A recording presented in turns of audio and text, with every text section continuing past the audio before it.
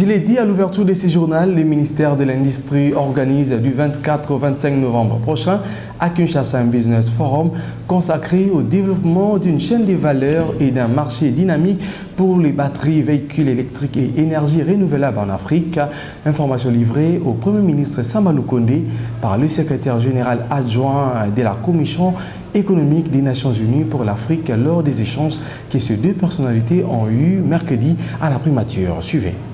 Le secrétaire exécutif adjoint de la Commission économique des Nations Unies pour l'Afrique, Antonio Pedro, a été conduit auprès du chef du gouvernement par le ministre de l'Industrie, Julien Paluku. Les échanges ont tourné autour de l'organisation du 24 au 25 novembre prochain par le ministère de l'Industrie d'un business forum consacré au développement d'une chaîne de valeur et des marchés dynamiques pour le batterie, véhicules électriques et énergie renouvelable en Afrique. Aujourd'hui, nous avons partagé des indicateurs très importants qui confirment la position, l'avantage comparatif de la RDC au niveau de la production de précurseurs des batteries. Ça veut dire que selon les chiffres que nous avons déjà et qui seront partagés avec le gouvernement aujourd'hui, lorsqu'on va faire la présentation du rapport de Bloomberg, la RDC peut produire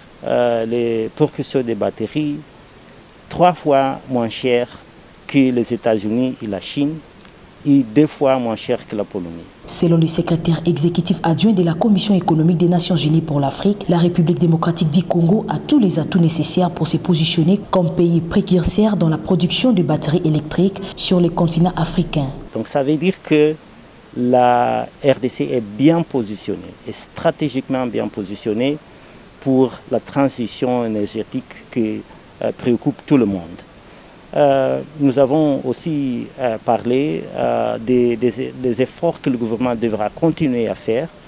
pour améliorer le climat d'investissement au pays, pour que ces opportunités dont nous avons parlé puissent